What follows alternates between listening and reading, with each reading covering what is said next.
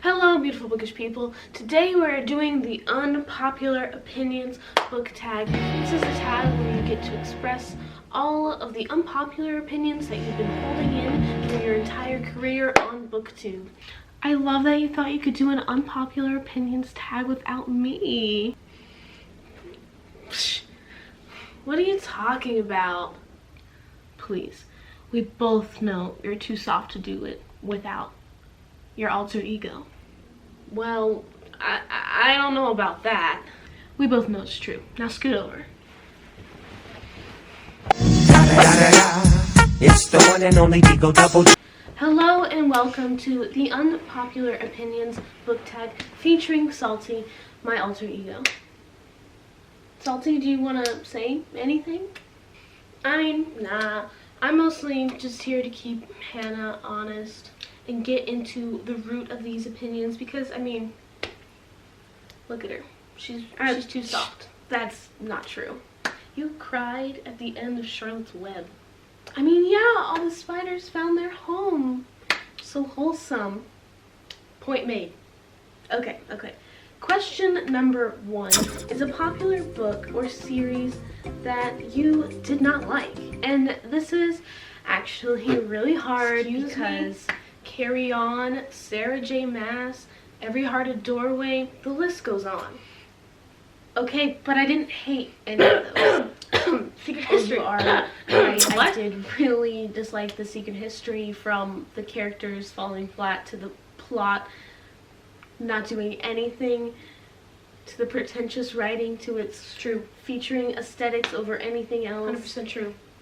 Also, all these rich kids have like a Dianistic like orgy and kill somebody, and the cops investigate the murder scene and there's no DNA.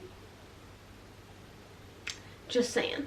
Like, I'm not a science person, but I know that's false. There you go, getting more and more like me. I like it. Anywho, the next question is a book or series that you seem to love and everyone else hates. Now this one is interesting because I seem to like very divisive series. What do you mean? Meaning like you either love it or hate it. I see. Like The Cruel Prince. Exactly. Or like the Grishaverse. Recently, I have discovered that I really like soft fantasy, where it's not really about the world or the high concept, but it's more about the characters. Or it's not really about the world. I mean, I can respect that. Thank you. Like the Raven Cycle is a perfect example of this, where it's really more about the characters. It's not really a whole lot about the concept or the plot. And it's very divisive. You either love it with a passion or hate it. Hardcore agree. But I mean, we are the same person, so this is true. Anywho, moving on to question number 3.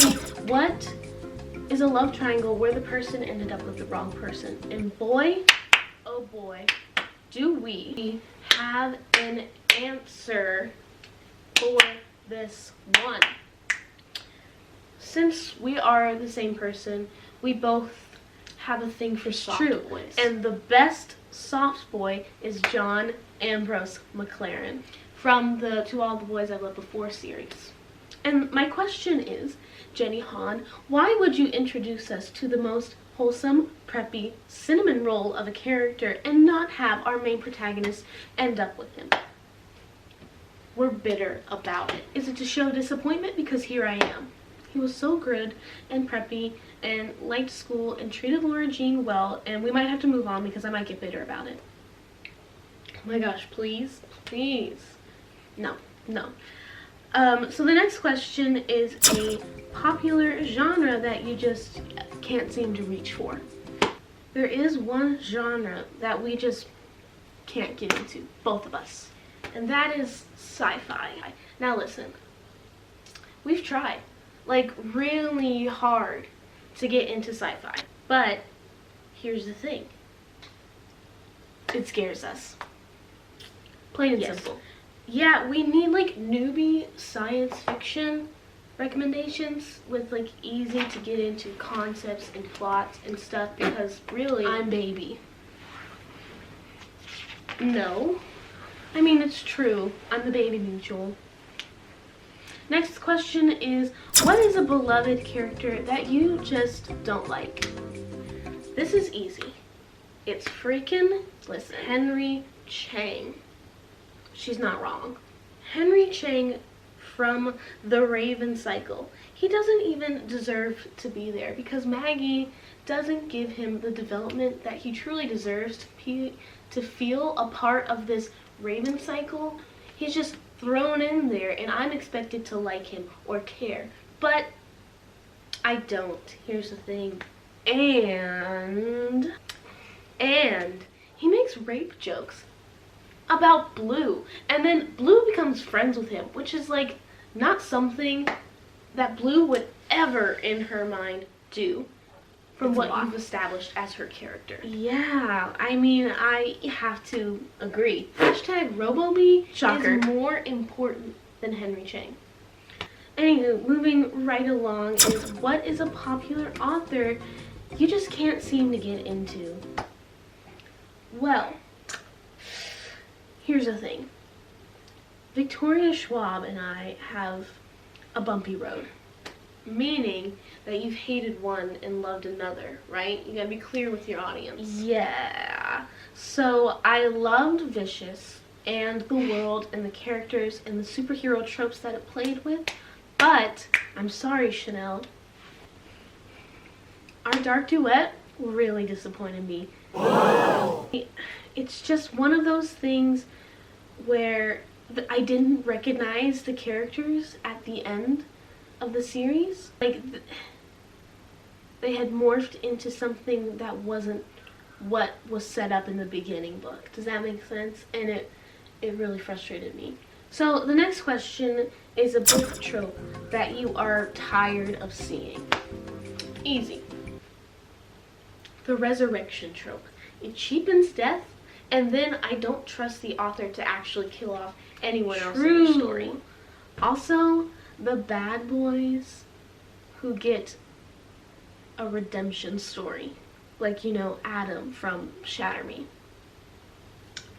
Not gonna lie, I kind of like that trope. I mean, that makes sense. But also, I don't think all of your characters need to be good. Like, we don't need to redeem them. Like, I can like a bad character and be okay with liking that they're bad. You know what I mean? And I'm tired of, like, authors trying to mix sympathy in with their tragic backstory to make me like them. I mean, I just don't like that. A bad boy with a heart of gold never gets old. Okay, true, but now we're off topic. And the next question is, a popular book you have no interest in reading. After. You're right. But my other half of my brain is like, imagine the review. After is like out of the question. First of all, I'm saving you time because that is over 500 pages. And okay, because we are not reading our fan fiction. We're past that stage. Can we at least watch the movie? Fine. Yay! Okay, now we have plans for tonight. And the final question is, name a book where the movie was better than its book version. Okay, here's the thing. I don't believe in the negative connotation that the book is always better because it's just not true. You can do a lot with film that you can't do with books. Yeah, but the one I want to talk about is gonna bring you back. It's Me, Earl, and the Dying Girl. I absolutely hated this book. The main character was annoying, he complained about everything, he treated his friends horribly, and we were supposed to redeem him at the end because he did one nice thing for a dying girl, and there was some whole big like school celebration for this girl that he was a part of, but he didn't have any right to be there. I absolutely hated being inside this little jerk of a kid's head because he complained. His inner monologue was awful, but in the movie you take that internal annoying high school kid monologue out of the picture and turn it into a little bit of a hipster movie that's independent with Nick Offerman. And you make it better. Wow. How long have you been holding in that one? I mean, since I read that book, so 4 years ago? Yikes. Well, I'm glad you got it out. I may be salty, but I am always for expressing your anger in a healthy way. It's true. But anywho, that concludes this video. But Salty, do you want to add anything else before we leave the nice people? Yeah, save the bees, drink water, and you know, sometimes it's okay to scream. It's healthy. Oh, okay. Okay, well, let's start playing Put On a Happy Face. Thank you for watching. I hope you enjoyed it, and I'll see you next time. Keep reading and all that jazz.